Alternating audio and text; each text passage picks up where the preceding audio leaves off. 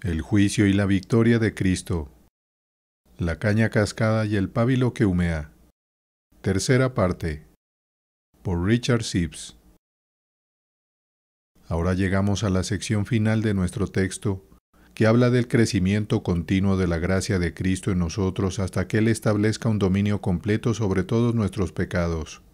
Se dice que Él nutrirá las etapas iniciales de la gracia en nosotros hasta que produzca un juicio triunfante. Mateo 12, versículo 20. Por juicio aquí, entendemos el reino de la gracia dentro de nosotros, donde Cristo establece un trono en nuestros corazones. En el pasado, los gobernantes entre los judíos fueron primero llamados jueces, luego reyes, por lo que este dominio interior se refiere como juicio. Eso también se debe a que está alineado con el juicio de la palabra, que el salmista a menudo llama juicio. Salmo 72, versículos 1 al 2. Podemos leer nuestro destino en la palabra de Dios. Cualquier cosa que ella juzgue de nosotros, Dios la juzga de nosotros. A través de este juicio establecido en nosotros, podemos discernir lo bueno, aceptarlo y actuar sobre ello. Podemos juzgar, condenar y ejecutar el pecado. Nuestro espíritu, estando bajo el Espíritu de Cristo, es gobernado por Él, y a medida que es gobernado por Cristo, nos gobierna con gracia. Cristo y nosotros estamos de acuerdo. Él nos ha dado su voluntad, y sus decisiones tienen tanto peso que se convierten en nuestras decisiones. Su Espíritu ha escrito su ley en nuestros corazones. Jeremías 31, versículo 33. La ley en nuestro interior y la ley escrita corresponden entre sí como dos caras de la misma moneda. El significado, entonces, es que el Espíritu de Cristo establecerá un marco de santidad en nuestros corazones y continuará haciéndolo hasta que todas las fuerzas opuestas sean sometidas. El espíritu de juicio será como fuego, quemando cualquier influencia corrupta que haya echado raíces en nuestras almas. Si los constructores de Dios cometen errores y construyen algo que no esté a la altura del estándar, el Espíritu de Dios revelará esto y lo destruirá. Los constructores podrán reconocer y condenar sus propios errores y caminos. Todo el proceso de la gracia en nosotros se refiere como juicio, y a veces sabiduría, porque el juicio es la parte principal de la gracia. Esto significa que la obra de arrepentimiento es un cambio de mente y una búsqueda de sabiduría. Por otro lado, en los lenguajes de los sabios, las palabras que transmiten sabiduría también evocan una apreciación general y sabor de toda el alma. Esto está más relacionado con el juicio del gusto que con el de la vista o cualquier otro sentido, porque el gusto es el sentido más esencial y requiere una conexión más cercana con el objeto que todos los demás sentidos. Por lo tanto, en la vida espiritual, es esencial que el espíritu cambie el gusto del alma para que pueda saborear las cosas del espíritu tan profundamente que todo lo demás se vuelva insípido. Y es cierto para cada cristiano individual que el juicio de Cristo será triunfante. De manera similar, toda la iglesia cristiana será victoriosa. El dominio y la verdad de Cristo prevalecerán finalmente sobre Satanás, el anticristo y todos los adversarios. Cristo, montado en un caballo blanco, Apocalipsis 6, versículo 2, está equipado con un arco y está conquistando a través del ministerio, ya sea llevando a la conversión o a la confusión. Pero doy prioridad al juicio por el reino y dominio de Cristo dentro de nosotros por dos razones. Primero, Dios especialmente demanda que nuestras almas y conciencias estén sujetas a Él. En segundo lugar, si el juicio prevalece en nosotros pero no en nuestros propios corazones, no nos traerá consuelo. Por eso es lo primero que pedimos cuando oramos: venga tu reino, que Cristo venga y reine en nuestros corazones. El reino de Cristo en sus ordenanzas es solo un medio para traer a Cristo en su lugar legítimo, nuestros corazones. Una vez que estas palabras han sido aclaradas, es fácil ver que este juicio abarca la regulación de nuestros pensamientos, deseos y emociones. Hay varias implicaciones lógicas que se derivan de esto. La primera conclusión que podemos sacar de esta parte del versículo es que Cristo es gentil y tierno para que pueda establecer su dominio sobre nosotros. Él nos perdona para que le obedezcamos como rey y nos toma como su esposa para que le obedezcamos como esposo. El mismo Espíritu que nos muestra la necesidad de su justicia para protegernos, también nos muestra la necesidad de su dominio para guiarnos. Su amor por nosotros lo motiva a sernos como Él, y nuestro amor por Él nos anima a ser el tipo de personas en las que Él se complace. Solo podemos tener fe y esperanza si nos esforzamos por ser tan puros como Él. Cristo nos ha hecho a todos gobernantes subordinados, incluso reyes, bajo Él, concediéndonos la gracia no solo para luchar, sino también para controlar nuestros deseos más bajos. Uno de los principales beneficios de la exaltación de Cristo es que Él puede apartar a cada uno de nosotros de nuestra maldad. Hechos 3, versículo 26.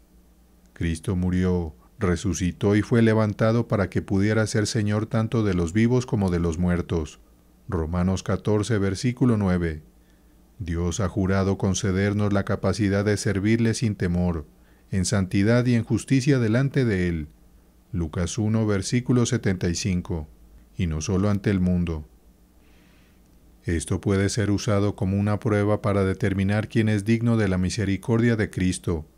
Solo aquellos que están dispuestos a aceptar su autoridad y encuentran gozo bajo su dominio, en lugar de perseguir sus propios deseos, pueden hacer esta afirmación. Aquellos que intentan escoger lo que quieren de Cristo, en lugar de tomarlo completamente, no podrán hacerlo. Nadie que verdaderamente desee misericordia para el perdón no busca también misericordia para la sanidad. David oró por un nuevo espíritu, así como por la misericordia del perdón. Salmo 51, versículo 10. Aquellos que piensan que Cristo es solo nuestra justicia y no muestran santificación, están equivocados. Es una gran bendición tener un Señor que no solo nació y nos fue dado, sino que también tiene el gobierno sobre sus hombros. Isaías 9, versículos 6 al 7. Él es nuestro Salvador y Santificador, nos salva del poder del pecado y de la culpa de éste, siempre y cuando recordemos estas cosas.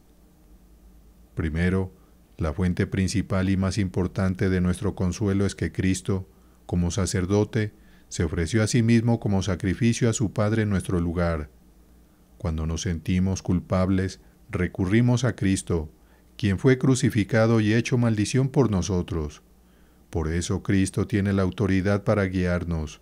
Por eso nos da su Espíritu como guía para llevarnos de vuelta a casa. Segundo, en el transcurso de nuestras vidas, si alguna vez nos encontramos en un estado de pecado, debemos recordar recurrir a la misericordia de Cristo para el perdón y luego a la promesa de su Espíritu para guiarnos. Tercero, cuando nos sentimos desconectados de nuestro deber y amor, la mejor manera de reconectarnos es sacar fuerzas del amor y la misericordia de Dios al sacrificarse por nosotros. Cuarto, recuerden esto, Cristo nos gobierna con un espíritu de amor, por un sentido de su amor, haciendo que sus mandamientos sean fáciles de seguir. Él nos guía con su espíritu libre, un espíritu de libertad. Sus súbditos son dispuestos. La única restricción que Él nos pone es la del amor. Nos trae hacia Él con cuerdas de amor. Pero también recuerden que nos atrae fuertemente con un espíritu de poder. No es suficiente que tengamos motivos y estímulos para amar y obedecer a Cristo por su amor hacia nosotros, que nos justificó. El Espíritu de Cristo también debe someter nuestros corazones y santificarlos para que le amemos, o de lo contrario, todos los motivos serían inútiles. Necesitamos cambiar nuestras actitudes. Debemos convertirnos en personas nuevas. Aquellos que buscan el amor espiritual en un corazón sin cambiar están buscando el cielo en el infierno. Cuando un niño obedece a su padre, es por las razones que tienen sentido para ellos, así como por la naturaleza infantil que les da fuerza para seguir esas razones. Es natural para un hijo de Dios amar a Cristo en la medida en que son renovados, no solo por las razones lógicas para hacerlo, sino también por un principio interior y una obra de gracia que da a esas razones su poder. Primero, participamos de la naturaleza divina y luego somos fácilmente atraídos y guiados por el Espíritu de Cristo hacia los deberes espirituales. La parte final del texto nos lleva a la conclusión de que el gobierno de Cristo en su iglesia y en sus seguidores es sabio y bien ordenado porque está basado en el juicio. que es la esencia de la sabiduría. Esta conclusión tiene dos partes. Primero, que el gobierno espiritual de Cristo en nosotros está conectado con el juicio y la sabiduría. Y segundo, que donde sea que esté presente la verdadera sabiduría y el juicio espiritual, el Espíritu de Cristo también ha traído su gobierno lleno de gracia. En cuanto a lo primero, vivir una vida guiada por las reglas de Cristo es lo más razonable y elevado de todo. Por eso las personas santas son referidas como los hijos de la sabiduría. Lucas 7, versículo 35. Ellos pueden respaldar sus caminos de sabiduría con tanto la razón como la experiencia. Por otro lado, cualquier otro curso de acción es necedad y locura. Pablo dice que el espiritual juzga todas las cosas. 1 Corintios 2, versículo 15, que le conciernen y no es juzgado por los que están en un rango inferior, ya que les falta la percepción espiritual para juzgar. Sin embargo, estas personas aún juzgarán y hablarán mal de cosas que no entienden. 2 de Pedro 2, versículo 12. Saltan de la ignorancia al prejuicio y la crítica apresurada sin tomarse el tiempo para hacer un juicio adecuado, y por lo tanto su juicio es inútil. Pero el juicio de una persona espiritual, en la medida en que es espiritual, permanecerá válido porque está en la línea de la realidad de las cosas. Tal como las cosas son en sí mismas, así son en su juicio. En su corazón le atribuyen a Dios su divinidad y todas sus excelencias. Ven a Cristo como el único mediador y todo en todos en la Iglesia. Colosenses 3, versículo 11. Todo lo demás es insignificante comparado con Cristo. Filipenses 3, versículo 8. Incluso lo peor en la religión, el oprobio de Cristo, es mejor que los deleites temporales del pecado. Hebreos 11, versículos 25 y 26. Esto es cierto para Moisés, un hombre de justo juicio. David, un hombre de juicio reformado, sabe que un día en los atrios de Dios es mejor que 1000 fuera de ellos. Salmo 84, versículo 10. El juicio de una persona buena refleja las cosas tal como son en sí mismas, y según la diferencia o acuerdo que Dios haya puesto en las cosas, su juicio diferirá o concordará. La verdad es verdad, y el error es error, y lo que es ilícito sigue siendo ilícito, sin importar lo que la gente piense. Dios ha puesto una distinción eterna entre la luz y las tinieblas, lo bueno y lo malo, que ninguna opinión puede cambiar. Por lo tanto, la opinión de nadie es la autoridad definitiva en nada, solo lo que es verdad según Dios. Debido a que las opiniones de las personas sabias concuerdan con la verdad, se puede decir que son la medida de las cosas, y la opinión de una persona sabia y santa vale más que la de 1000 otras. Las personas sabias generalmente se mantienen fieles a sus creencias, como el sol en su curso, porque piensan, hablan y viven según un conjunto de reglas. Josué y su familia eligieron servir a Dios, sin importar lo que hiciera el resto, y siguieron un curso contrario al mundo, porque sus creencias lo llevaron en una dirección diferente. Por lo tanto, es claro que Satanás tiene una venganza contra el discernimiento del alma, la capacidad de juzgar. Él quiere quitar o distorsionar este juicio para poder gobernar. Él es un gobernante de las tinieblas, y su reino es de tinieblas.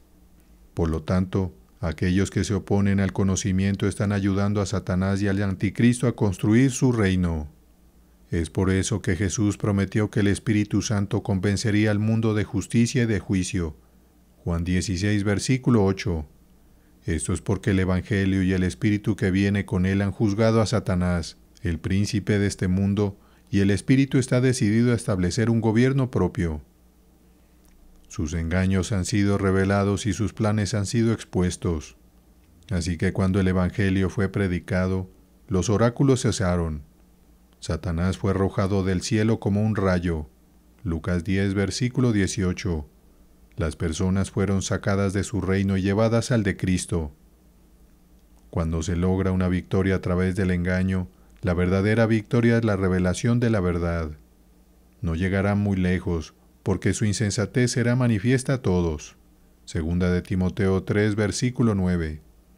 Esto hace que la exposición de la falsedad la ponga fin, ya que nadie quiere ser engañado. que se le dé a la verdad la oportunidad de ser escuchada sin interferencia ni obstrucción, y que Satanás y sus seguidores hagan lo peor, no tendrá éxito, tal como Jerónimo dijo de los pelagianos en su tiempo. En cuanto tus creencias son expuestas, son derrotadas, tus blasfemias son obvias desde el principio. De aquí podemos ver la importancia de tener un entendimiento sólido basado en un conocimiento que es superior a los que podemos aprender de la naturaleza. Jerónimo escribió sobre esto en su epístola, enfatizando la necesidad de una vida cristiana bien ordenada. Necesitamos tener la luz para reconocer un propósito que va más allá de la naturaleza, por eso somos cristianos. También necesitamos una regla que pueda guiarnos hacia ese propósito, que es la voluntad de Dios en Cristo, mostrándonos sus buenas intenciones hacia nosotros y nuestras obligaciones hacia Él. Y con base en esta comprensión, hacemos todo lo que está a nuestro alcance para avanzar en lo que creemos que es verdad. Primero debemos tener claridad de visión, y luego nuestras acciones y conductas serán iluminadas. Mateo 6, versículo 22. De lo contrario, nosotros y nuestra forma de vivir estaremos sumidos en tinieblas. Toda la conducta de un cristiano no es más que un conocimiento puesto en acción, voluntad y emoción. Así como la digestión de los alimentos en el estómago no es buena, el funcionamiento del hígado no será bueno. Si hay un error en el juicio, afectará la totalidad de nuestra conducta, al igual que un error en el fundamento arruinará un edificio. Dios no quiere que le ofrezcamos sacrificios ciegos ni servicios irracionales.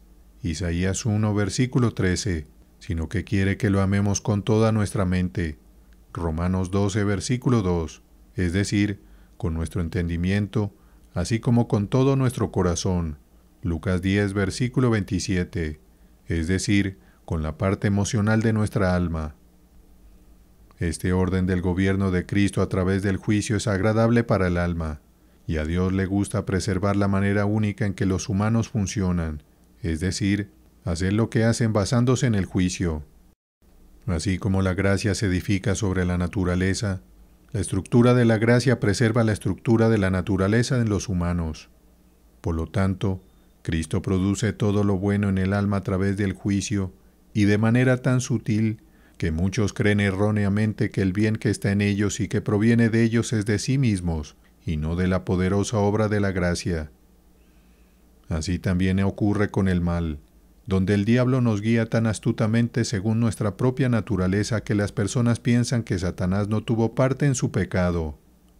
Pero aquí, cometer este error conlleva poco riesgo, ya que por naturaleza ya somos malos, y el diablo solo fomenta lo malo que encuentra en nosotros. No hay semilla de bondad sobrenatural en nosotros. Dios no encuentra nada más que hostilidad en nosotros, pero ha inscrito en nuestra naturaleza una inclinación hacia lo que consideramos bueno.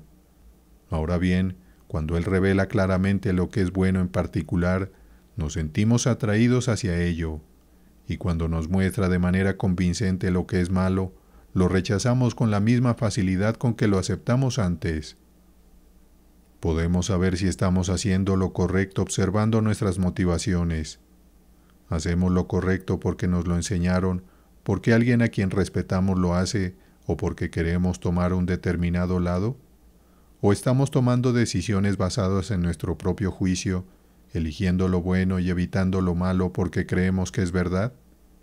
Un verdadero cristiano hará la misma elección que hizo María, en Lucas 10, versículo 42, y pensará cuidadosamente en sus decisiones, tal como dice Proverbios 20, versículo 18. Dios puede usar a personas que no han sido cambiadas en su corazón, pero ellas no comprenden realmente lo que están haciendo. No aprueban realmente el bien que hacen, ni odian el mal que evitan. La segunda parte de esta conclusión es que donde quiera que haya verdadera sabiduría y juicio, Cristo ha establecido su gobierno. La sabiduría nos guía no solo a comprender, sino a vivir nuestras vidas de acuerdo con lo que es correcto. Cristo, como profeta, nos enseña a través de su Espíritu, y como Rey, subyuga nuestros corazones para obedecer lo que hemos aprendido. Esta es la enseñanza que Dios nos ha prometido, cuando no solo sabemos lo que debemos hacer, sino que también se nos enseña cómo hacerlo. No solo se les enseña a amar, temer y obedecer, sino que se les enseña a comprender el amor, el temor y la obediencia. Cristo establece su trono en sus corazones, guiándolos a ser buenos y enseñándoles cómo serlo. Otros gobernantes pueden hacer buenas leyes, pero no pueden escribirlas en los corazones de su pueblo. Jeremías 31, versículo 33. Este es el poder especial de Cristo. Él infunde su propio espíritu en sus súbditos. No solo les da espíritu de sabiduría y entendimiento, sino también el espíritu de temor del Señor. Isaías 11, versículo 2. El conocimiento que tenemos de Él por sí mismo es transformador. Segunda de Corintios 3, versículo 18. El mismo espíritu que ilumina la mente también inspira inclinaciones graciosas en la voluntad y en las emociones e infunde fortaleza en toda la persona. Una persona piadosa no solo juzga correctamente, sino que también actúa conforme a su juicio. Su vida refleja su ser interior. Hay una hermosa armonía entre la verdad de Dios, su juicio y toda su vida. El corazón de un cristiano debe ser como Jerusalén en su mejor momento, una ciudad que era autosuficiente. Salmo 122, versículo 3. El juicio debe tener un lugar prominente en el corazón de todo cristiano. Salmo 122, versículo 5. Solo el juicio no será suficiente para provocar un cambio. Debe estar presente la gracia para alterar la voluntad antes de que pueda ser influenciada por el entendimiento. Dios ha conectado estas dos cosas de modo que cuando Él ilumina con su luz salvadora el entendimiento, también da un corazón dócil y moldeable. Sin la obra del Espíritu de Dios en el corazón, siempre se inclinará hacia lo que ama, sin importar lo que diga el juicio. No hay un equilibrio natural entre un corazón injusto y un juicio justo. Cuando el corazón no ha sido transformado, no permitirá que el juicio tome una decisión sobria sobre lo que es mejor.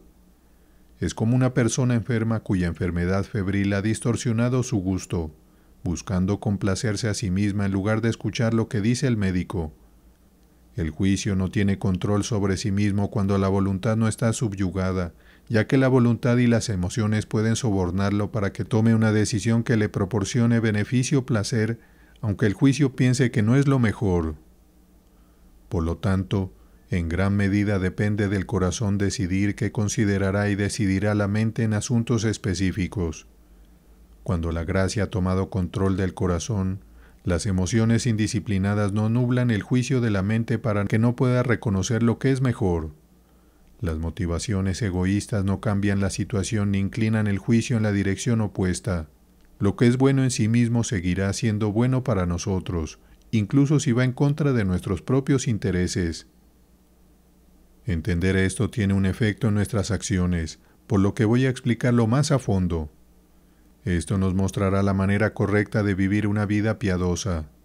Debemos comenzar con discernimiento y luego pedir a Dios guía, junto con iluminación y un deseo de hacer lo correcto. De esta manera, podremos tener un control completo sobre nuestros corazones, y nuestro conocimiento se basará en la experiencia y la emoción. Cuando permitimos que Cristo sea el juez de nuestras decisiones y luego permitimos que el Espíritu Santo entre en nuestros corazones, estaremos en el lugar correcto y bajo control. Hasta ahora, la verdad no nos hará ningún bien, sino que en su lugar será utilizada para condenarnos. La vida de un cristiano debe vivirse según un conjunto de reglas. Gálatas 6, versículo 16.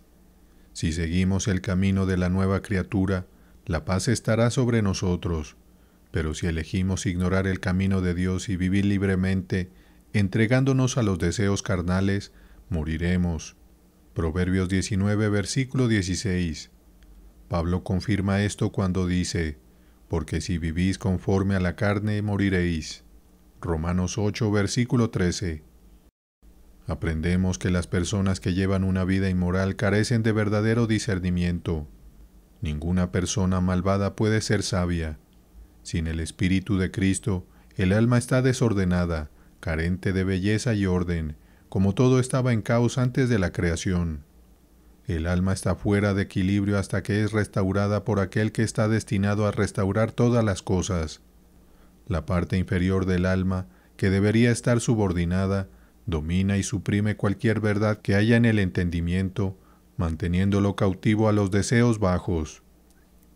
Satanás toma control del alma a través de la corrupción, hasta que Cristo, quien es más fuerte, viene y lo expulsa, tomando posesión de todos los poderes y partes del alma y del cuerpo para usarlos como armas de justicia para servirle. Entonces se vuelve cierto que nuevos gobernantes, nuevas leyes. Cristo, como nuevo conquistador, cambia las leyes fundamentales del viejo Adán y establece un gobierno propio. La tercera conclusión de la última parte del texto es que el gobierno de Cristo será triunfante. Consideremos las razones para esto. Primero, Cristo ha triunfado sobre todo en su propia persona primero, y Él es, sobre todas las cosas, Dios bendito por los siglos. Romanos 9, versículo 5. Por lo tanto, ha conquistado el pecado, la muerte, el infierno, Satanás y el mundo. Así como los ha vencido en sí mismo, también los vence en nuestros corazones y conciencias. A menudo decimos que la conciencia hace a una persona grande o insignificante, porque se nos insta a juzgar por Dios, ya sea en nuestro favor o en nuestra contra. Ahora bien, si la conciencia natural es tan poderosa, ¿qué será cuando, además de su propia luz, tenga la luz de la verdad divina? Ciertamente prevalecerá, ya sea para hacernos sentir seguros o para humillarnos. Si se somete mediante la gracia a la verdad de Cristo, entonces enfrentará valientemente la muerte, el infierno, el juicio y todos los enemigos espirituales, porque entonces Cristo establece su reino en la conciencia y la convierte en una especie de paraíso. La mayor lucha que enfrenta el alma es entre su conciencia y la justicia de Dios. Si la conciencia, purificada por la sangre de Cristo, ha sido capaz de soportar las demandas de la justicia de Dios, que ha sido apaciguada por Cristo, entonces será capaz de superar cualquier otro desafío. Segundo, estamos a punto de enfrentarnos a nuestros adversarios, que son malvados y malditos. Si comienzan a tambalearse ante nuestra fortaleza, serán derrotados. Si intentan levantarse de nuevo, solo se enfrentarán a una caída mayor. Tercero, el Espíritu de verdad, a quien Cristo ha confiado su Iglesia, y la verdad del Espíritu, que es el cetro de Cristo, perdurarán para siempre. Por lo tanto, el alma nacida de la semilla inmortal del Espíritu, 1 de Pedro 1, versículo 23, y esta verdad no solo deben vivir para siempre, sino también triunfar sobre todo lo que se oponga a ellas, porque tanto la palabra como el Espíritu son poderosos en acción. Hebreos 4, versículo 12. Y, si el espíritu maligno nunca descansa en aquellos a quienes Dios le ha entregado, no podemos creer que el Espíritu Santo estará ocioso en aquellos cuya guía y gobierno le ha sido confiada. No, así como Él habita en ellos, expulsará todo lo que se le oponga, hasta que Él sea todo en todos. Lo que es espiritual es eterno. La verdad es un rayo del Espíritu de Cristo, tanto por derecho propio como por estar implantada en el alma. Por lo tanto, incluso una pequeña cantidad de ella, y la gracia que trae, será poderosa. Incluso una cosa pequeña en las manos de alguien fuerte puede hacer grandes cosas. Incluso una pequeña fe, fortalecida por Cristo, puede hacer milagros. Cuarto, porque al que tiene, se le dará y tendrá más. Mateo 25, versículo 29. Superar la corrupción o la tentación es una señal de éxito final. Tal como Josué dijo cuando derrotó a 5 reyes, así hará Jehová con todos vuestros enemigos. Josué 10, versículo 25. Ya tenemos el cielo, solo tenemos que seguir esforzándonos hasta tener un control completo. Quinto, el reinado de Cristo trae una luz poderosa al alma, humillándola y ablandando el corazón endurecido. Una vez que Él comienza a reinar, su reino nunca terminará. Lucas 1, versículo 33. Sexto, el propósito de la venida de Cristo fue poner fin a la influencia del diablo, tanto en nosotros como a nuestro alrededor.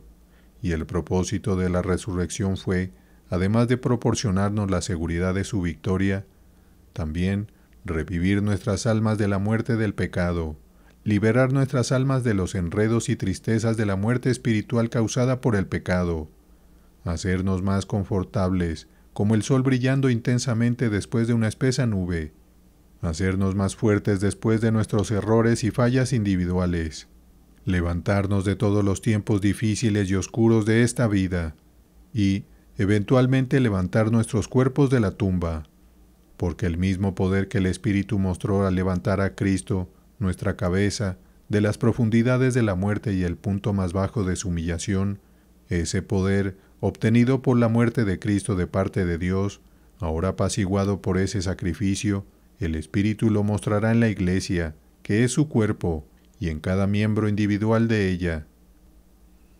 Y este poder se transmite a través de la fe, que, después de unirnos con Cristo en sus estados de humillación y exaltación, nos permite vernos a nosotros mismos no solo muertos con Cristo, sino también resucitados y sentados con Él en lugares celestiales.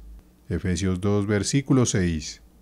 Ahora, al entender que estamos muertos y resucitados, y por lo tanto victoriosos sobre todos nuestros enemigos en nuestra cabeza, y que su objetivo en todo es hacernos semejantes a Él mismo, somos transformados a su semejanza a través de esa fe. Segunda de Corintios 3, versículo 18. Y así nos convertimos en vencedores sobre todos nuestros enemigos espirituales, así como Él lo es, gracias al poder que recibimos de Él, quien es la fuente de toda fortaleza espiritual para todo su pueblo. Al final, Cristo cumplirá su propósito para nosotros, y la fe nos da la certeza de esto, lo cual es muy efectivo, motivándonos a unirnos a Cristo en sus planes. Y así, cuando se trata de la Iglesia, Cristo garantizará su victoria.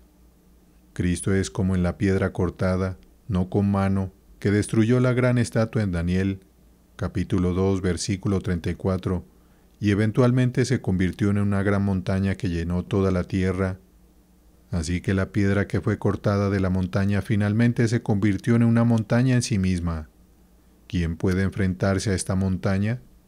Todos serán humillados ante ella. Todos los pensamientos altivos y orgullosos serán abatidos. Es fácil ver quién ganará cuando la paja lucha contra el viento, el tamo contra el fuego, o un tiesto contra el alfarero. Cuando el hombre lucha contra Dios, el resultado es claro. Los vientos pueden sacudir el barco en el que Cristo está, pero no se volcará. Las olas pueden chocar contra la roca, pero solo se romperán contra ella. Objeción. Si esto es cierto, ¿por qué es que la Iglesia de Dios y muchos cristianos devotos parecen estar perdiendo la batalla? Para entender esto, debemos recordar que los hijos de Dios a menudo superan sus problemas a través del sufrimiento. De esta manera, pueden ser como Cristo, quien fue más fuerte cuando más sufrió. Junto con el reino de la paciencia de Cristo, también había un reino de poder. En segundo lugar, esta victoria no se logra de la noche a la mañana. Aquellos que tienen demasiada prisa por ganar tan pronto como comienzan, se adelantan a sí mismos. Los israelitas estaban seguros de su victoria en su viaje a Canaán, pero aún así tuvieron que luchar por ella. Dios no quiere que olvidemos a los enemigos que Cristo ha vencido por nosotros. Como dice el salmista, no los mates, para que no olvide mi pueblo. Salmo 59, versículo 11. Para que, a través de la experiencia de los problemas que nos causan, podamos permanecer vigilantes y no caer bajo su poder. En tercer lugar, Dios a menudo obra de maneras misteriosas. Cuando Él tiene la intención de darnos la victoria, puede permitirnos experimentar la derrota primero. Cuando quiere consolarnos, puede asustarnos primero. Cuando quiere justificarnos, puede condenarnos primero. Cuando quiere hacernos gloriosos, puede humillarnos primero. Un cristiano todavía puede ser victorioso, incluso cuando es derrotado. Cuando son derrotados por algunos pecados, pueden ganar la victoria sobre pecados más peligrosos, como el orgullo espiritual y la complacencia. En cuarto lugar, la obra de Cristo, tanto en la Iglesia como en los corazones de los cristianos, a menudo retrocede un paso para avanzar más efectivamente. Así como una semilla se pudre en el suelo durante el invierno, pero luego vuelve más fuerte en la primavera, aprendemos a aceptar nuestras fallas y obtenemos fortaleza de nuestras debilidades. Nos arraigamos más firmemente cuando somos sacudidos. De manera similar, las antorchas brillan más cuando se mueven, y a Cristo le agrada mantener su autoridad sobre nosotros de esta manera. Esforcémonos por ejercitar nuestra fe para que pueda responder al acercamiento de Cristo. Cuando enfrentemos obstáculos, tengamos fe en que los superaremos. Cuando tropecemos, tengamos fe en que nos levantaremos de nuevo. Jacob, después de ser herido, siguió luchando hasta ser bendecido. Génesis 32, versículo 25. Así que no nos rindamos nunca, sino mantengamos nuestra vista en el objetivo del cielo, donde estaremos a salvo de todos los enemigos. Confiemos en que la gracia de Dios, incluso en nuestro estado imperfecto, es más fuerte que la voluntad libre del hombre en su perfección original. Ahora está arraigada en Cristo, quien es tanto el autor como quien llevará nuestra fe a la perfección. Hebreos 12, versículo 2. Ahora estamos bajo un pacto más lleno de gracia. Lo que algunos dicen acerca de tener una fe fuerte, que permanecerá mientras que una fe débil puede no hacerlo, parece ser contradicho por esta escritura, porque, así como la fe más fuerte puede ser sacudida, así la más débil, cuando está basada en la verdad, está tan firmemente arraigada que prevalecerá. Incluso una fe débil, si está acompañada de vigilancia, se mantendrá, mientras que una fe fuerte que es demasiado confiada fallará.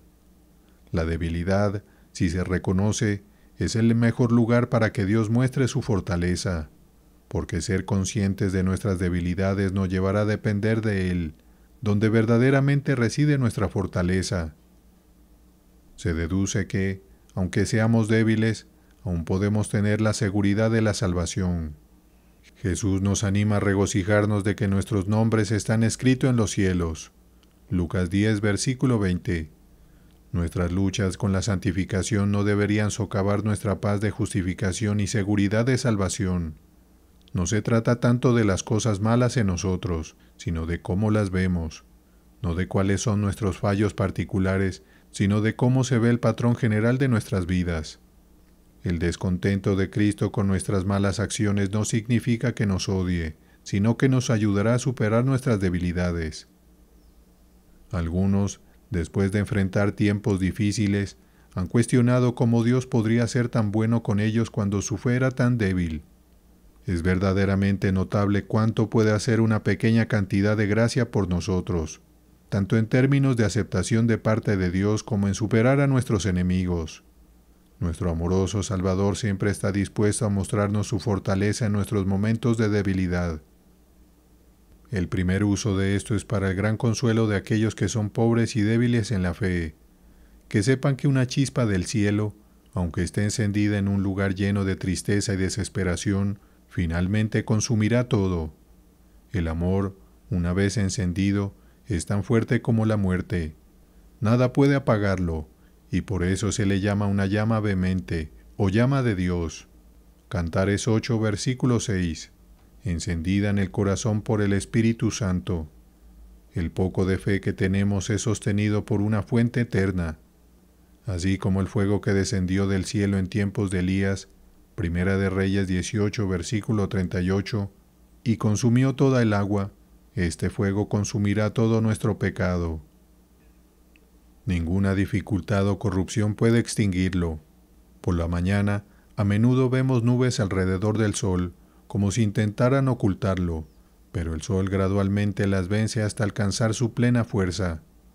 Al principio, los miedos y las dudas pueden impedir que este fuego se encienda, pero eventualmente se eleva por encima de todo y Cristo prevalece. Luego, Él sostiene sus propias gracias dentro de nosotros. La gracia nos conquista primero y luego, con ella, conquistamos todo lo demás, ya sea corrupciones dentro de nosotros o tentaciones desde afuera. La Iglesia de Cristo, nacida de la verdad de la palabra, tiene las enseñanzas de los apóstoles como su corona. Pisa el mundo y todas las cosas mundanas bajo sus pies. Apocalipsis 12, versículo 1. Todos los que son nacidos de Dios pueden vencer al mundo. Primera de Juan 5, versículo 4. La fe, a través de la cual reina Cristo, eleva el alma tan alto que mira hacia abajo a todas las demás cosas como si estuviera muy por debajo, pues el Espíritu de Cristo le ha revelado riquezas, honor, belleza y placeres de una naturaleza superior. Ahora, para asegurarnos de no perdernos el consuelo que se nos promete, hay dos cosas a las que debemos prestar atención. Primero, hay un juicio o poder gobernante dentro de nosotros al cual esta promesa de victoria se aplica. Y segundo, ¿cómo podemos actuar para que el juicio de Cristo dentro de nosotros sea victorioso? La evidencia que muestra que el juicio de Cristo en nosotros tendrá éxito es, primero, haber experimentado la justificación de todos los caminos de Cristo y considerar lo que la carne y la sangre podrían decir en contra. Aceptamos de buena gana el curso que Dios ha tomado en Cristo para llevarnos al cielo y aprobamos la gracia adicional que aún no hemos alcanzado. Nadie más puede justificar sus acciones cuando su conciencia es despertada. Segundo, tener razones religiosas que son las más fuertes para nosotros, superando cualquier consideración de política mundana. Tercero, estamos tan comprometidos con nuestras metas y leales a nuestros principios que ni las esperanzas ni los temores pueden desviarnos, pero aún así seguimos examinando lo que está en línea con nuestra norma o se aparta de ella. Cuarto, estamos comprometidos con la verdad, aún más que con nuestras propias vidas, ya que no podemos ir en contra de la verdad, sino solo a favor de ella. Segunda de Corintios 13, versículo 8. Lamentablemente, la verdad no tiene el mismo poder en los corazones de aquellos que son impulsados por sus propios deseos. Quinto, si tuviéramos la libertad de elegir bajo qué gobierno vivir, elegiríamos el gobierno de Cristo por el deseo de agradar al hombre interior. Esto demuestra que estamos de acuerdo con Cristo y no somos forzados a su servicio, sino atraídos a Él por el poder del amor. Cuando estamos tan contentos con el gobierno del Espíritu de Cristo que estamos dispuestos a someternos a Él en todas las cosas, entonces su reino ha venido a nosotros, y nuestra voluntad está alineada con la suya. Es la inclinación de nuestra voluntad lo que determina si somos buenos o malos. Sexto, tener una vida consciente y ordenada, sin cambios repentinos, es un signo de un corazón bien ordenado. Así como un reloj que funciona sin problemas y con precisión es señal de que sus mecanismos internos están debidamente alineados. Séptimo, cuando la voluntad de Cristo entra en conflicto con cualquier ganancia o pérdida personal, tener el corazón dispuesto a someterse a Cristo es una verdadera señal del poder de la gracia. Esta es la prueba más verdadera de la gracia, ya que es en aquellos casos que nos afectan más profundamente donde nuestra corrupción es más fuerte. Cuando Cristo se acercó más al joven en el Evangelio, perdió un discípulo. Mateo 19, versículo 22.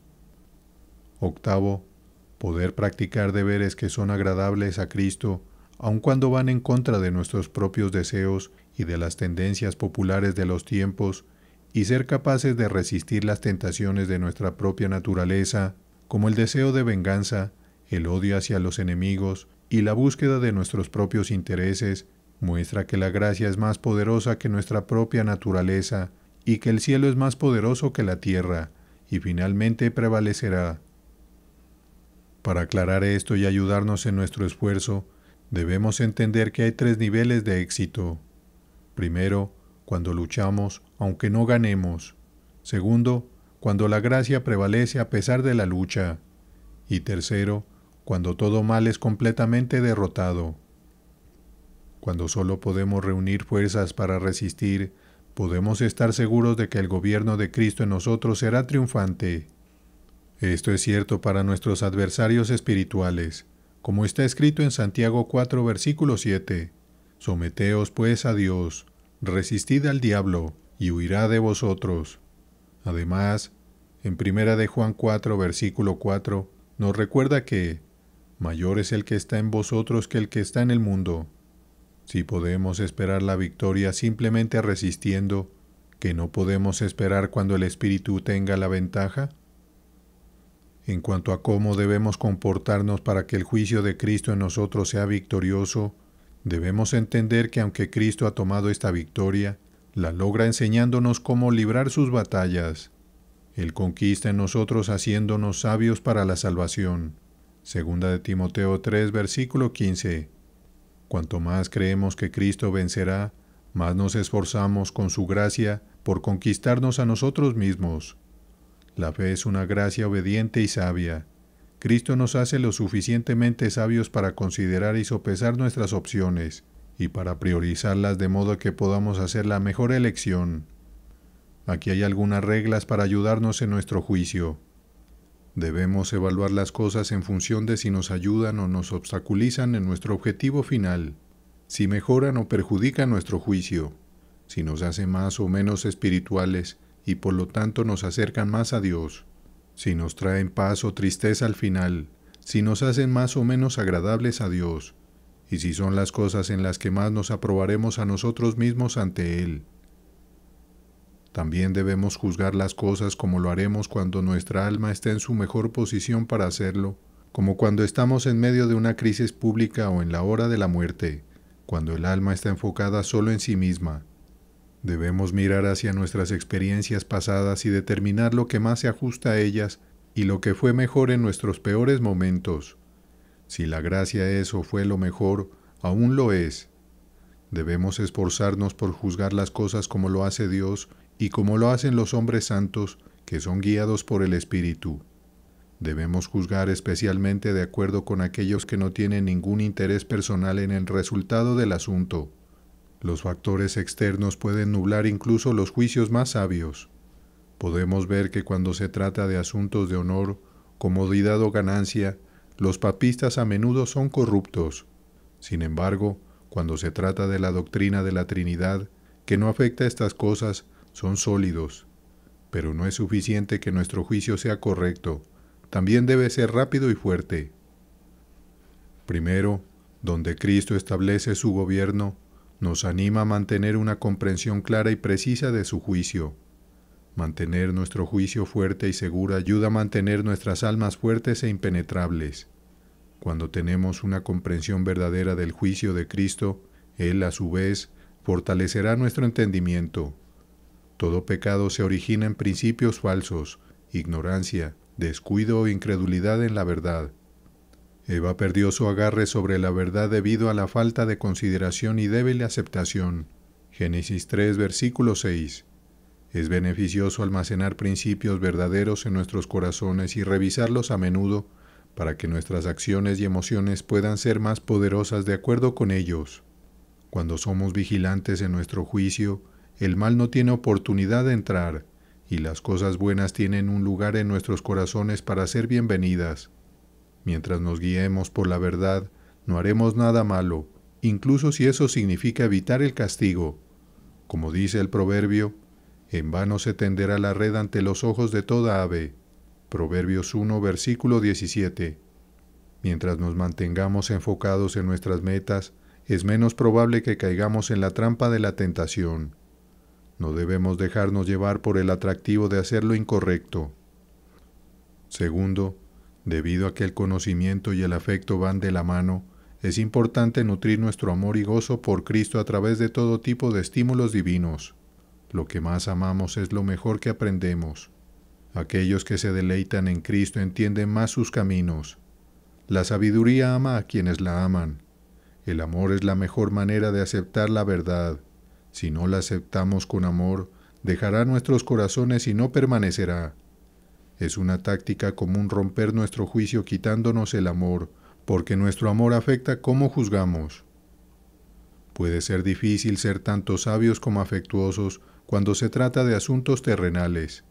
Sin embargo, cuando se trata de asuntos celestiales, cuanto más crecen nuestros afectos, mejor y más claro se vuelve nuestro juicio.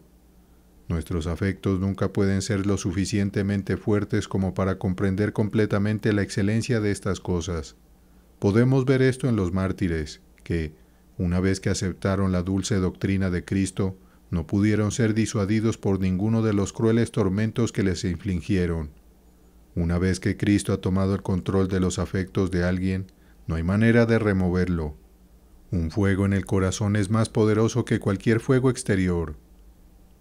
Tercero, Cristo también nos anima a usar todos los métodos disponibles para mantener nuestras mentes y corazones frescos y comprometidos.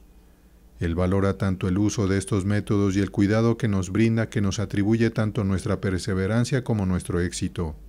Como dice 1 de Juan 5, versículo 18, aquel que ha nacido de Dios se guarda a sí mismo, aunque no por su propia cuenta, sino con la ayuda del Señor y mediante el uso de estos métodos. Solo estamos seguros cuando hacemos uso de todos los recursos disponibles para nosotros. Cuando nos desviamos del camino de Dios, dejamos su protección y rápidamente nos vemos abrumados por sentimientos negativos. Pero cuando nos acercamos a Cristo, como dice Santiago 4, versículo 8, Él se acerca a nosotros en sus ordenanzas. Cuarto, debemos mantenernos activos en nuestra fe. No es la complacencia, sino el mantenernos activos en nuestra fe lo que nos mantendrá seguros. Cuando nuestra alma está comprometida en algo significativo, ya sea en nuestra comunidad o en nuestra vida espiritual, nuestras corrupciones internas se mantienen bajo control y los intentos de Satanás de alcanzarnos se bloquean. Esto permite que el Espíritu tenga más influencia sobre nosotros y la protección de los ángeles sea más fuerte.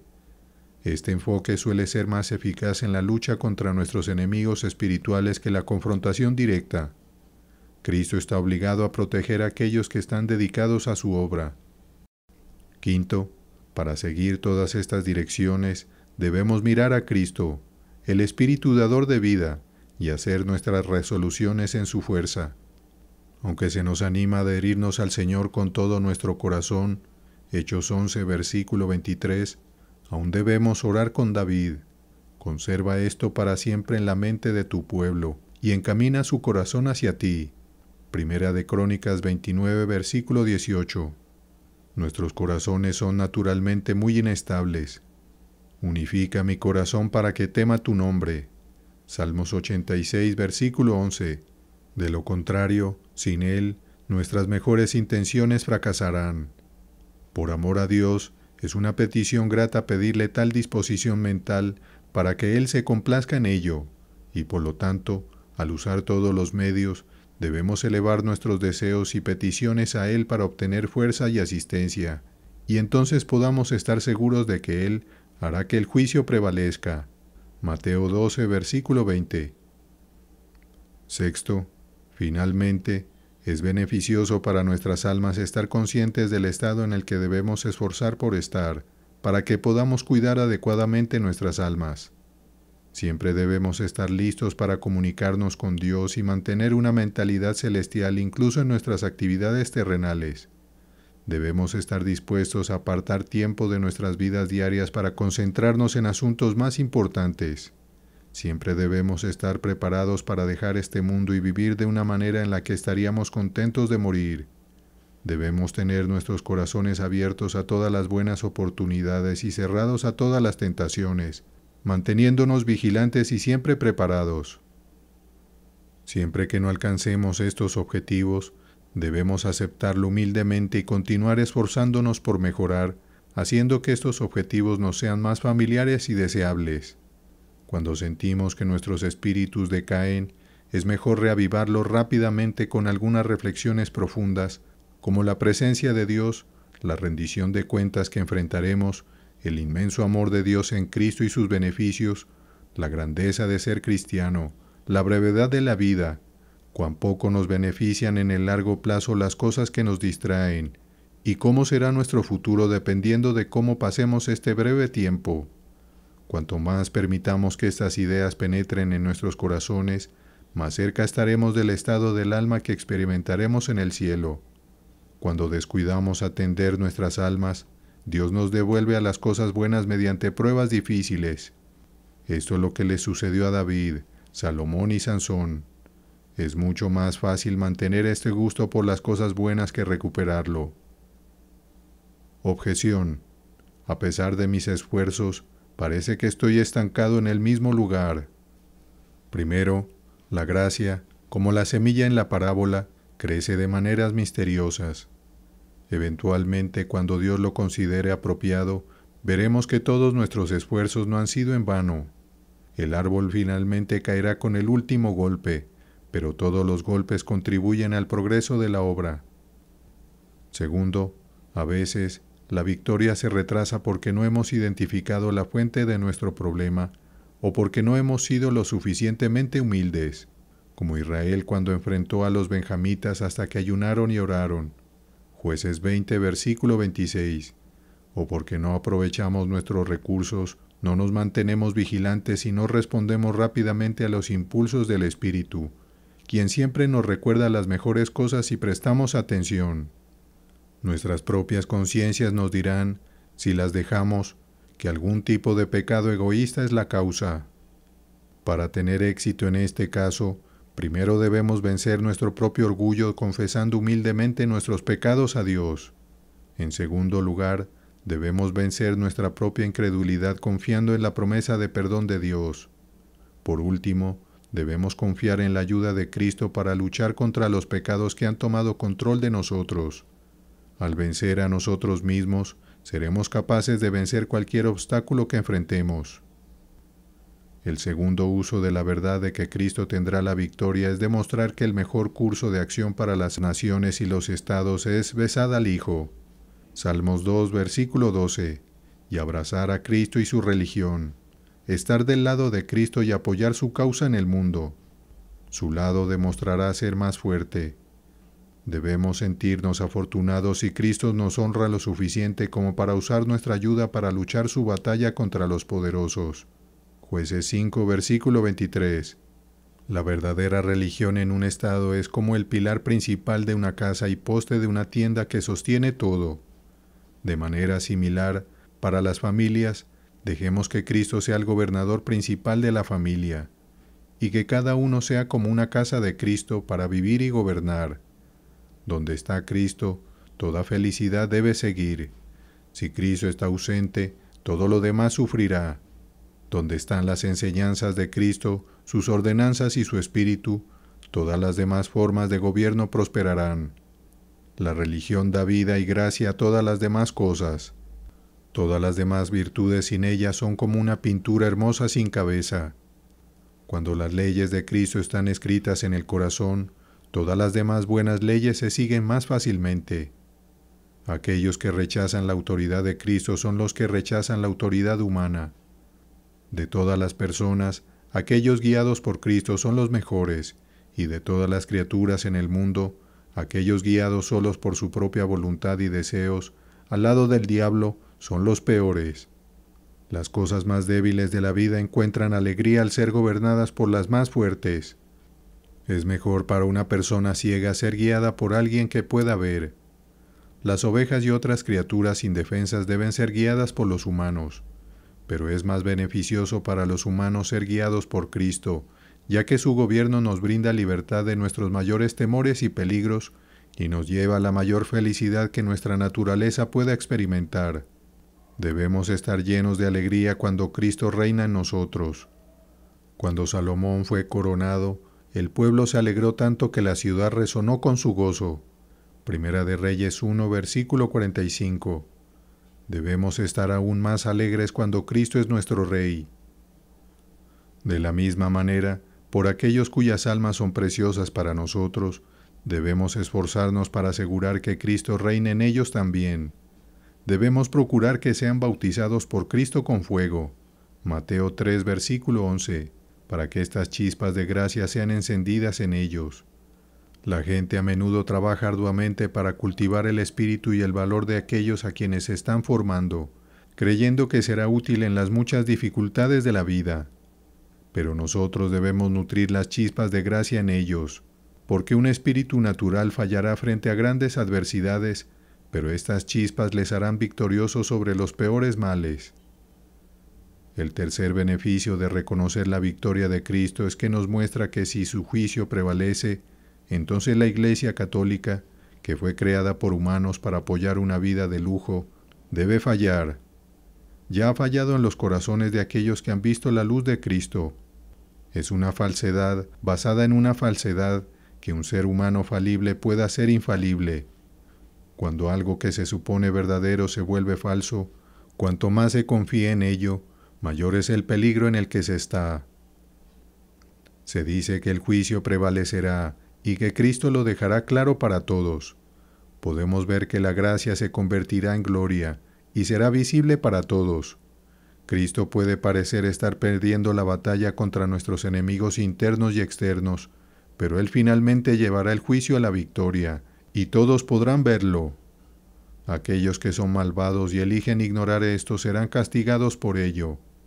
No podrán elegir lo que quieren ver o no ver. Cristo tendrá control sobre sus corazones y almas, y los obligará a experimentar su ira. Serán llenos de dolor y tristeza, y todos sus sentidos se verán abrumados por ello. Pronto las personas se quedarán sin excusas para sus acciones. Quieren parecer buenos, pero también desean entregarse a un mal comportamiento. Nada les resulta más desagradable que la verdad que los expone a ellos mismos y a los demás. Su principal preocupación es cómo engañar al mundo y a su propia conciencia. Pero llegará el momento en que serán forzados a salir de esta ilusión tonta, y cuanto más hayan tratado de manipular las cosas, más avergonzados estarán. Cristo, a quien Dios ha escogido para mostrar sus mayores cualidades, está actualmente oculto en relación con su cuerpo, la Iglesia, pero pronto vendrá y será glorificado en sus seguidores. Segunda de Tesalonicenses 1, versículo 10. Y ninguno de sus atributos será disminuido. Él mostrará al mundo quién es, y entonces no habrá otra gloria más que la de Cristo y su novia. Aquellos que ahora son débiles brillarán entonces como el sol. Mateo 13, versículo 43. Y su juicio será tan claro como el sol del mediodía. Salmos 37, versículo 6. La imagen de Dios en Adán tenía una presencia imponente, y todas las criaturas le respetaban. Cuando la imagen de Dios sea perfeccionada, inspirará aún más respeto a todos. Incluso ahora, las personas de gran poder sienten un sentido de temor cuando ven a alguien con gracia. Por ejemplo, Herodes tenía miedo de Juan el Bautista. ¿Cuánto más será esto cuando los hijos de Dios sean revelados? Romanos 8, versículo 19. Habrá días más brillantes cuando las naciones del mundo se conviertan en los dominios de nuestro Señor y su Cristo. Apocalipsis 11, versículo 15. Y Él reinará por siempre. La justicia y la verdad prevalecerán. Cristo luchará por su propia causa. La verdad ya no será etiquetada como herejía y cisma, ni la herejía será llamada doctrina ortodoxa. La maldad ya no se disfrazará. La bondad será vista en su verdadera luz, y todo será revelado. Mateo 10, versículo 26. Ya no se ocultarán las malas acciones. Aquellos que piensan que pueden mantener sus planes ocultos del Señor ya no podrán permanecer invisibles como en las nubes. Así como Cristo no apagará la chispa más pequeña que Él ha encendido, también apagará cualquier llama atractiva que no venga de Él. Si esto se aceptara como verdad, las personas valorarían más la honestidad, que es lo único que puede darnos valor, y no buscarían excusas para esconder su vergüenza. La confianza, que ahora hace que las personas sean más arrogantes, solo conducirá a una mayor humillación en el futuro. Si se hace justicia y se logra la victoria, entonces aquellos que han sido engañados por sus propios corazones y mal guiados por el error serán llevados a la vergüenza. Dios ha vinculado la gracia y la verdad con el honor, y el pecado y la vergüenza juntos. No importa cuán astuto o poderoso sea alguien, nunca podrá separar lo que Dios ha unido. La verdad y la piedad pueden ser ignoradas por un tiempo, pero al igual que los dos testigos, en Apocalipsis 11, versículo 11, lo que sea de Dios eventualmente se mantendrá por sí mismo. Habrá una resurrección, no solo de cuerpos, sino de reputaciones. ¿Podemos realmente creer que el mismo Dios que echó a los ángeles del cielo permitiría que el polvo y los gusanos se pusieran a su voluntad? Absolutamente no. Así como es el Rey de Reyes y Señor de Señores, Apocalipsis 19, versículo 16, Él aplastará a todos aquellos que se opongan a Él como un vaso de alfarero. Salmos 2, versículo 9. ¿Acaso alguien ha sido feroz contra Dios y ha tenido éxito? No, la ira del hombre solo traerá gloria a Cristo. Salmo 76, versículo 10. Lo que se dijo de Faraón se dirá de todos los enemigos obstinados que prefieren perder sus almas antes que sus voluntades. Solo se levantan para que Cristo gane gloria en su caída. Tengamos en cuenta entonces no seguir los pasos de aquellos cuyo destino temeríamos. No hay mayor castigo para la humanidad que ser entregado a un sentido de moralidad depravada, porque trae consigo una advertencia: ay de los que a lo malo dicen bueno, y a lo bueno malo. Isaías 5, versículo 20. ¿Cómo serán malditos otro día aquellos que abusan del juicio de los demás mediante la manipulación y el halago? Entonces el lamento de Eva se repetirá, pero será en vano. La serpiente me engañó. Génesis 3, versículo 13. Satanás me engañó de tal y tal manera. El pecado me engañó. Mi corazón necio me engañó. Es una de las cosas más sabias considerar por qué arriesgamos nuestras almas.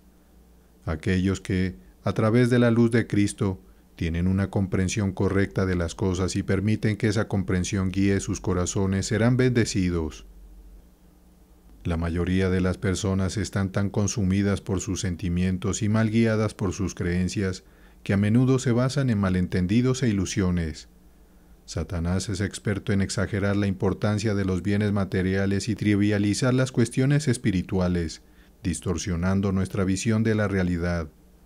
Como resultado, confiamos en cosas que en última instancia no tienen sentido y al final somos nosotros los que sufrimos. Es un estado de cosas triste cuando tanto nosotros como las cosas que valoramos tanto eventualmente desaparecen.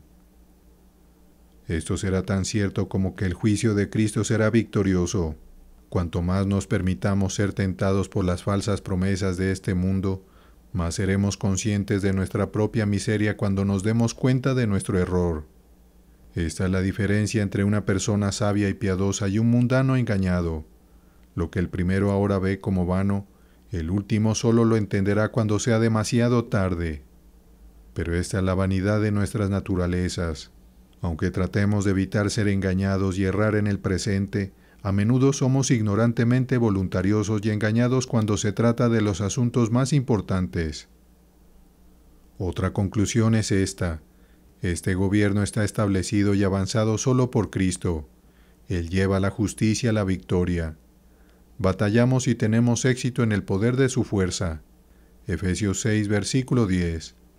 Triunfamos por medio del Espíritu, que se obtiene por la sangre del Cordero. Apocalipsis 12, versículo 11. Él es quien nos enseña a pelear y defendernos. Salmo 144, versículo 1. Cuando está corrompida, la naturaleza busca sus propios intereses y resiste el gobierno de Cristo. La naturaleza por sí sola no puede hacer nada espiritual ni de orden superior. Por eso necesitamos el poder divino de Cristo para ayudarnos a hacer cosas que están más allá de nuestras fuerzas, especialmente cuando enfrentamos oposición. Sin ese poder, no solo la naturaleza nos fallará, sino que incluso la gracia ordinaria no será suficiente. Necesitamos algo más fuerte y más poderoso. Tomar una carga más pesada de lo usual puede ser difícil si no tenemos la fuerza para llevarla. Así como Pedro, cuando fue tentado por algo más fuerte de lo que podía soportar, cayó a pesar de su anterior fortaleza. Mateo 26, versículos 69 al 74. Cuando caemos, necesitamos acudir a Cristo para que nos ayude a levantarnos. Él puede hacerlo eliminando, debilitando o suspendiendo los obstáculos en nuestro camino y aumentando el poder de su gracia en nosotros en un grado mayor que antes de nuestra caída. Así que, cuando tropecemos y nos lastimemos, vayamos de inmediato a Cristo para que nos ayude a sanar. Debemos estar conscientes de que es peligroso confiar en nosotros mismos para lo que debemos recibir de Cristo.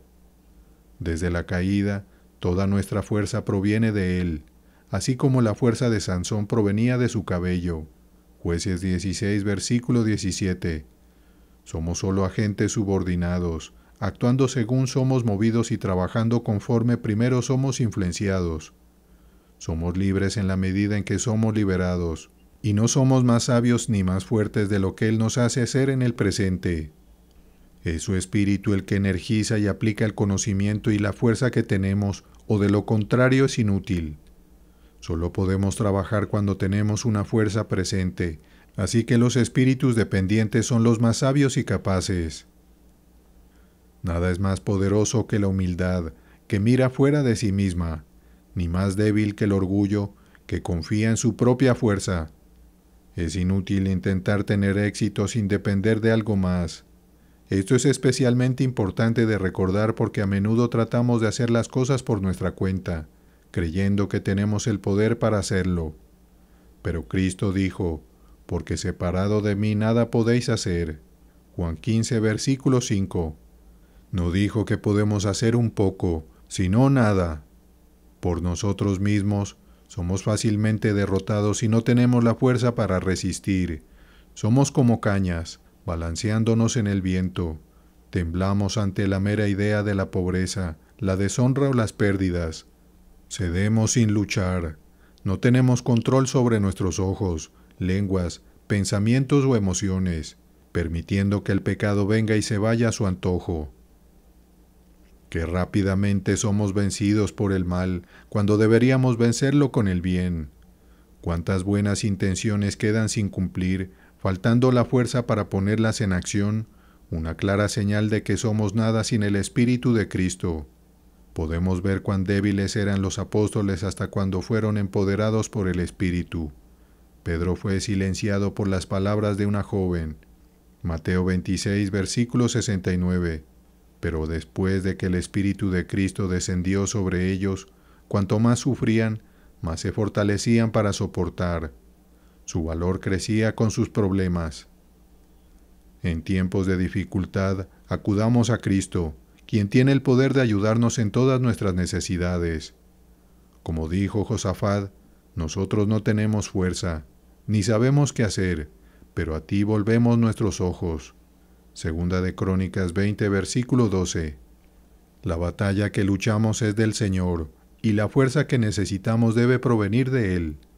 Si Él no va con nosotros, estamos destinados a fracasar.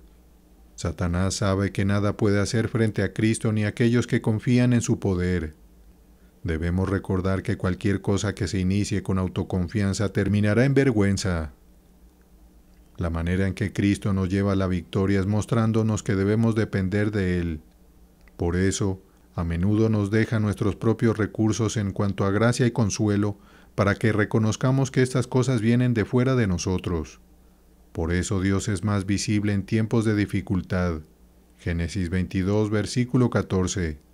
Por eso somos salvos por la fe, que nos aleja de nosotros mismos y nos hace depender de algo más. La fe funciona mejor cuando no tiene ayuda externa. De ahí que, a menudo, fracasemos en luchas menores, pero permanezcamos firmes en las más significativas. Esto se debe a que en las menores confiamos más en nosotros mismos, mientras que en las mayores nos volvemos a la roca de nuestra salvación, que es más alta que nosotros. Salmo 61, versículo 2. Además, nos volvemos más fuertes después de las derrotas, ya que se revelan defectos ocultos que antes no habríamos detectado. Esto nos lleva a buscar misericordia por nuestras transgresiones y fortaleza para sostenernos. Una razón importante para esto es que debemos reconocer que es Cristo quien proporciona tanto el querer como el hacer, y que es un esfuerzo voluntario basado en su propia voluntad. Por lo tanto, debemos ocuparnos en nuestra salvación con temor y temblor. Filipenses 2, versículo 12. Para no actuar de manera arrogante o presuntuosa y dar a Cristo motivo para retirar su influencia graciosa y dejarnos en la oscuridad de nuestros propios corazones. Aquellos que están bajo la autoridad de Cristo tienen el espíritu de revelación que les permite mantener su fe aun cuando sienten lo contrario. Permanecer esperanzados en situaciones aparentemente sin esperanza, amar a Dios aun cuando parece que Él está descontento, y mantenerse enfocados en los asuntos celestiales aun cuando están rodeados de tentaciones mundanas. Este poder también les ayuda a mantener la paciencia e incluso el gozo en medio de la tristeza y a encontrar paz interior en medio de las pruebas. ¿Cómo es que podemos permanecer firmes frente a la tentación y la dificultad? Es gracias a una fuerza secreta que nos sostiene. Es realmente sorprendente que una cantidad tan pequeña de gracia pueda ser tan poderosa frente a una gran cantidad de corrupción. Esto es como intentar mantener un fuego encendido en el océano o un pedazo de cielo en el infierno. Afortunadamente sabemos dónde encontrar esta fuerza y a quién debemos darle el crédito. Tenemos la dicha de que está tan bien guardada en Cristo para nosotros, alguien tan cercano a Dios y a nosotros. Desde la caída, Dios no nos permitirá depender de nosotros mismos para la salvación, sino que es comprada y guardada segura por Cristo para nosotros, y podemos acceder a ella por la fe, que es habilitada por el poder de Dios. Pablo ilustra poderosamente este poder. Es, primero, un poder inmenso. Segundo, un poder extraordinario.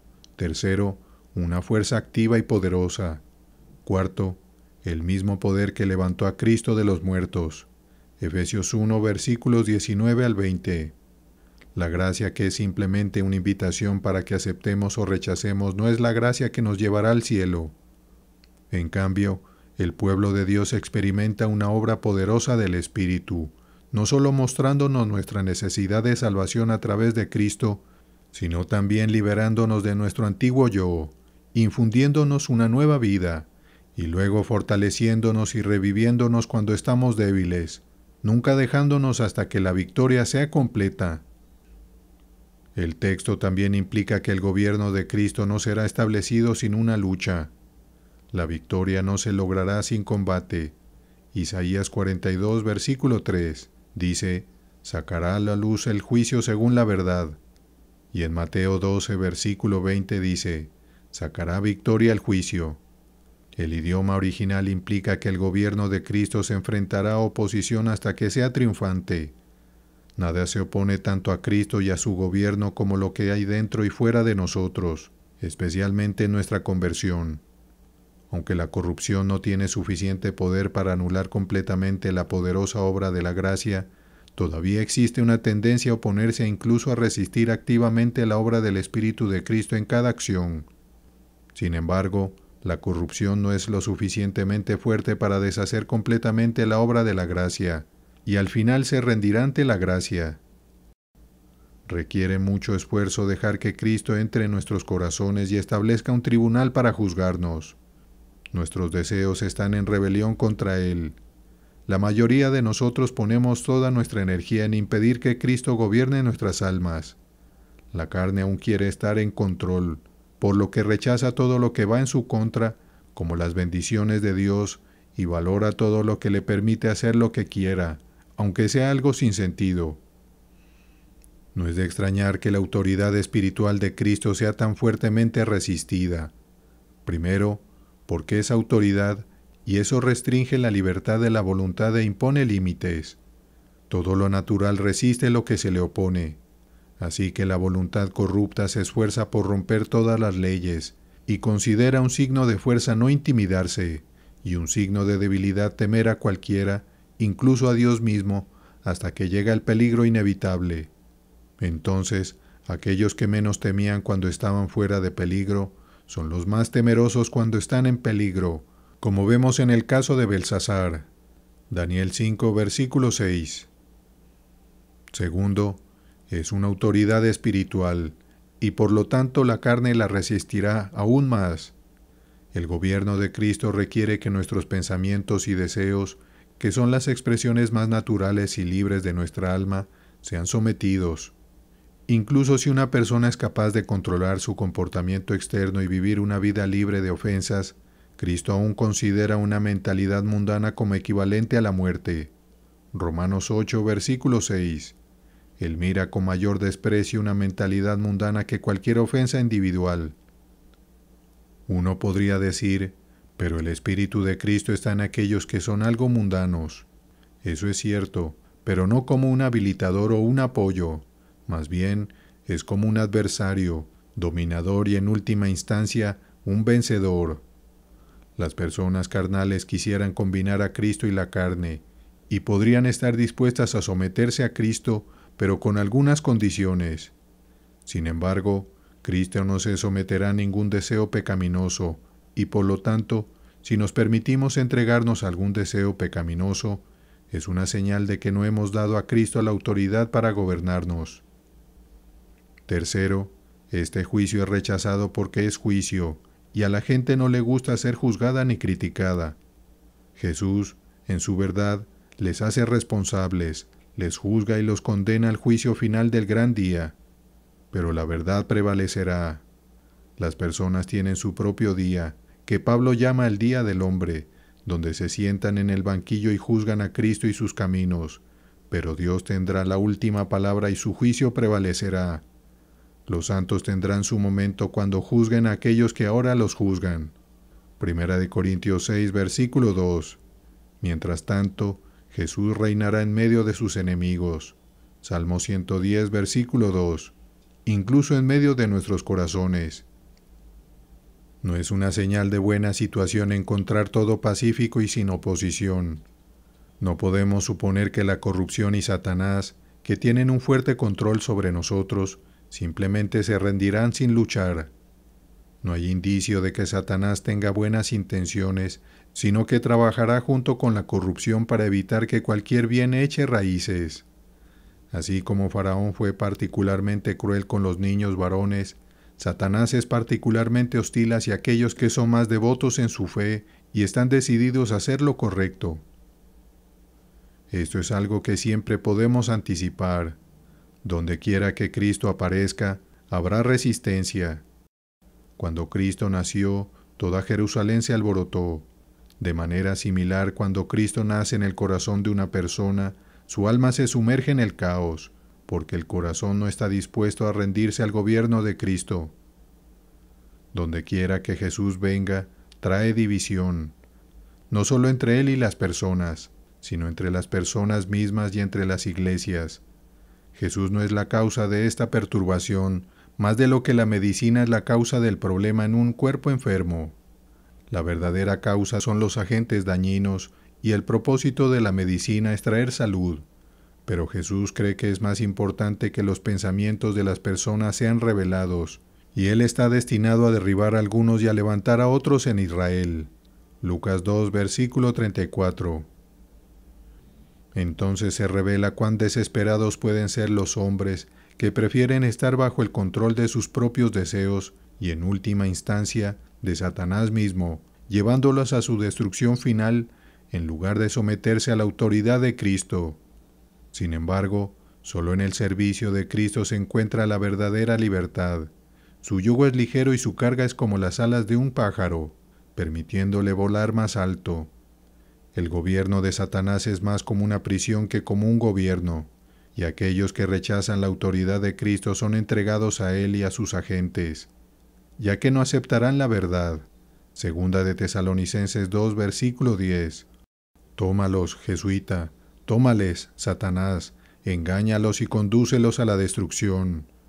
Aquellos que toman más libertades para pecar son los más esclavizados, porque son los esclavos más dispuestos. La voluntad es la mejor o la peor parte de cualquier cosa. Cuanto más las personas van voluntariamente por cierto camino, más caen en rebelión, y cuanto más se oponen a Cristo, haciendo lo que quieren, más sufrirán al final lo que no querían.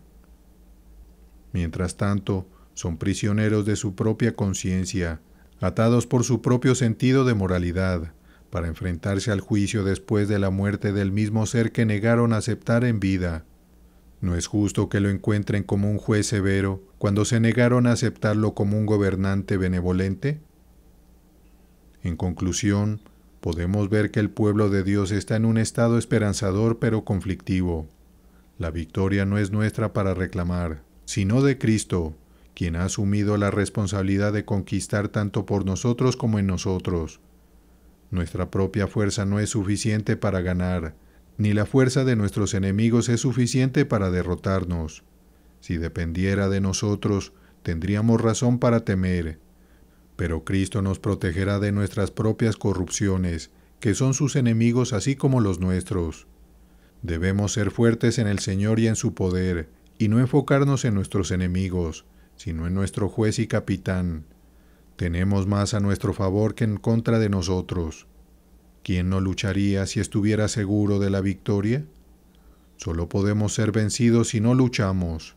Así que, cuando sintamos ganas de rendirnos, debemos recordar que la culpa recae en nosotros, no en nadie más. El desánimo causado por la falta de fe y los informes negativos de la tierra dados por los espías enojó tanto a Dios que juró que no entrarían en su reposo. Debemos tener cuidado de no permitir que un espíritu de timidez, causado por la dificultad percibida y la vergüenza de los planes de Dios, lo provoque a excluirnos del cielo. Aquí podemos ver lo que podemos esperar del cielo. Oh, amados, es consolador tener un entendimiento adecuado de Cristo, conocer el amor, la misericordia y la fortaleza que tenemos guardados en Él. Podemos decir que tener una buena opinión del médico es la mitad de la batalla ganada. Aprovechemos la misericordia y el poder del Señor cada día mientras enfrentamos nuestras luchas. Podemos orar: Señor Jesús, has prometido no apagar el pábilo que humea, ni quebrar la caña cascada. Alimenta tu gracia en mí, no me dejes a mis propios medios, toda la gloria será tuya. No debemos permitir que Satanás distorsione la imagen de Cristo para nosotros, haciéndolo algo que no es para aquellos que le pertenecen. Cristo no nos abandonará hasta que nos haya hecho semejantes a Él, completamente gloriosos por dentro y por fuera, y nos presente sin mancha delante de su Padre. Judas 1, versículo 24.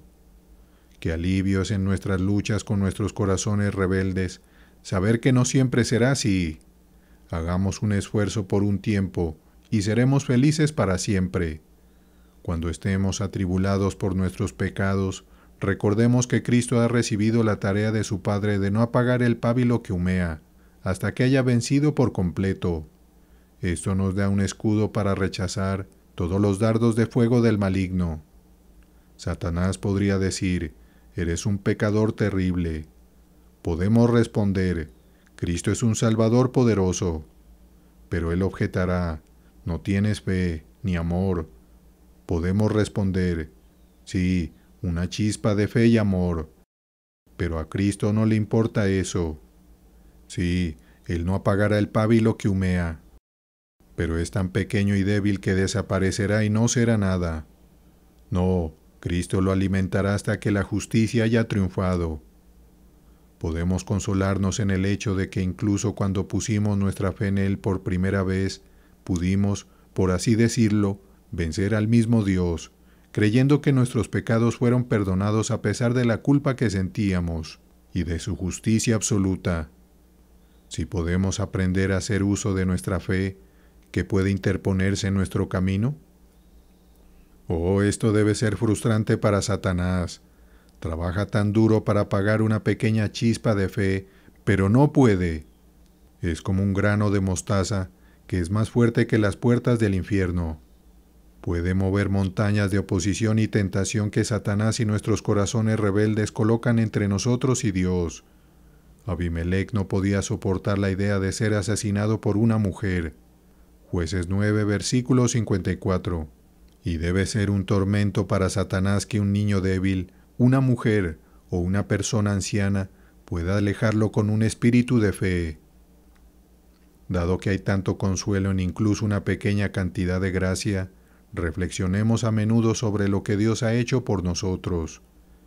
Debemos hacer un balance de lo bueno y lo malo, y estar agradecidos por incluso la menor medida de gracia, más que por cualquier cosa material.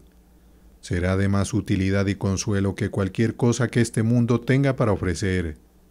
Seamos agradecidos por la victoria prometida y asegurada en la que podemos confiar sin presunción, como lo hizo Pablo cuando dijo: «Mas gracias sean dadas a Dios, que nos da la victoria por medio de nuestro Señor Jesucristo».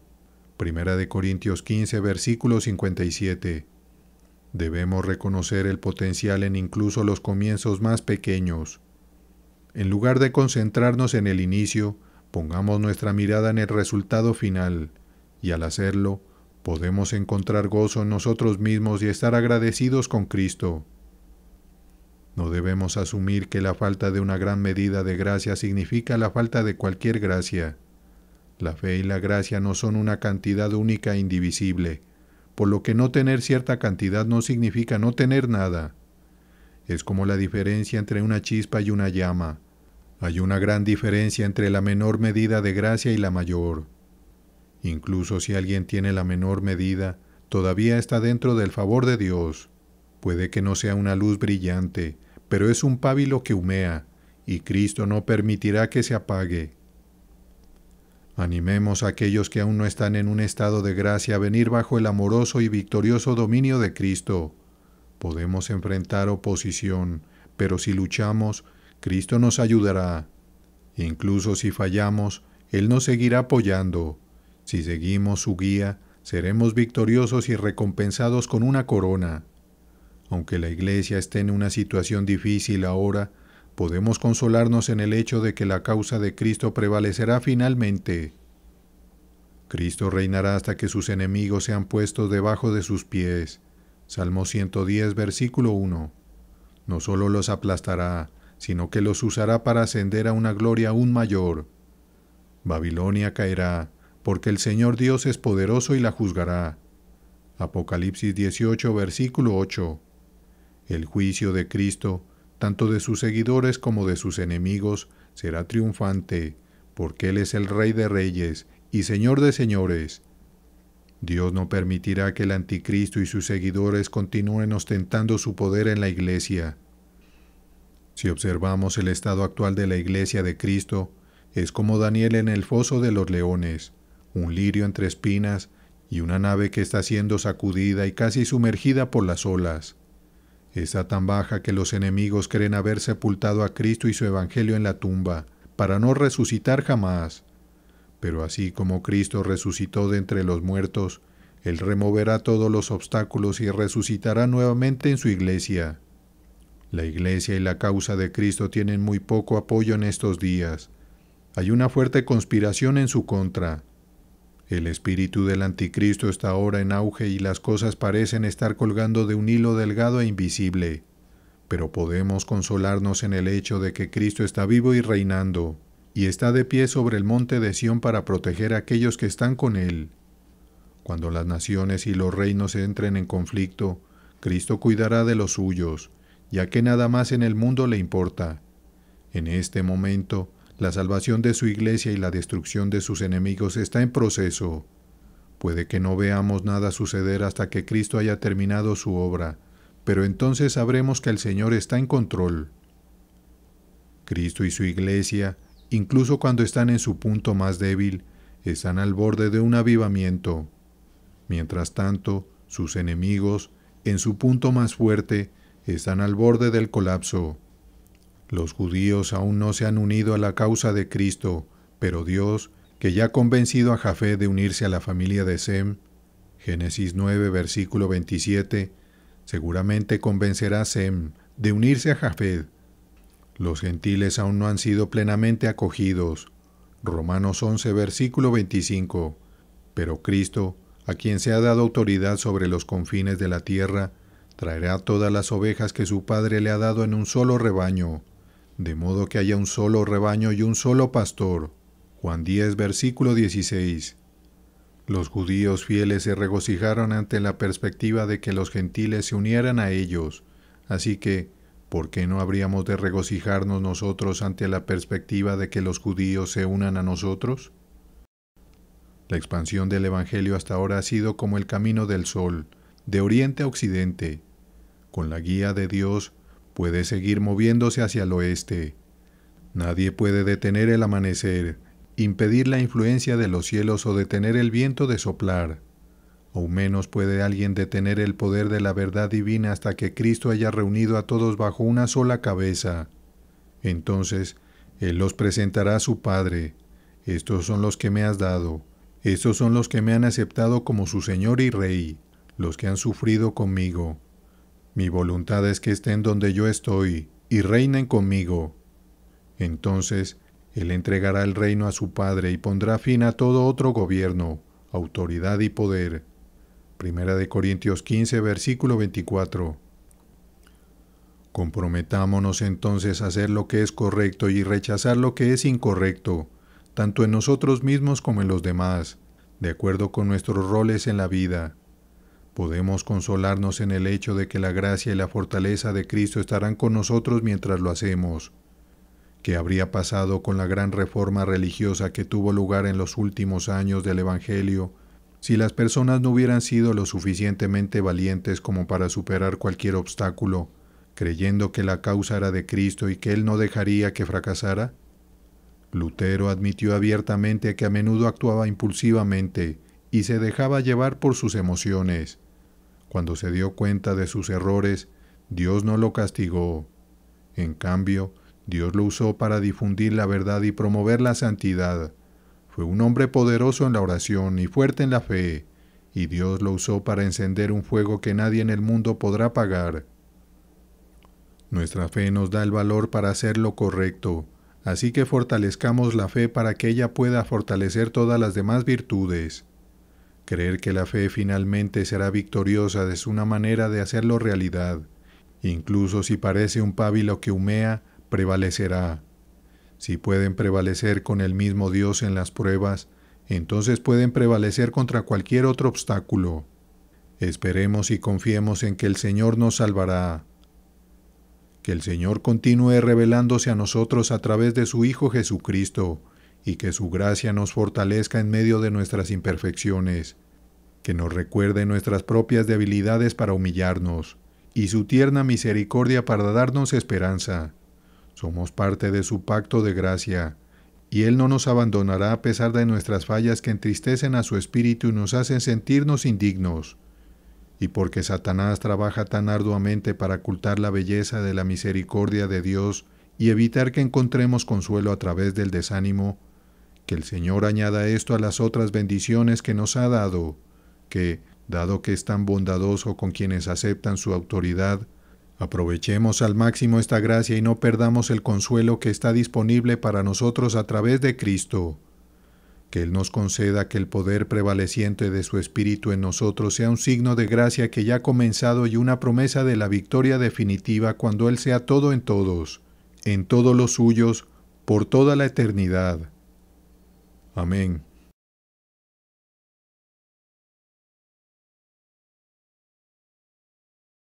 El juicio y la victoria de Cristo. La caña cascada y el pábilo que humea. Tercera parte. Por Richard Sibbes.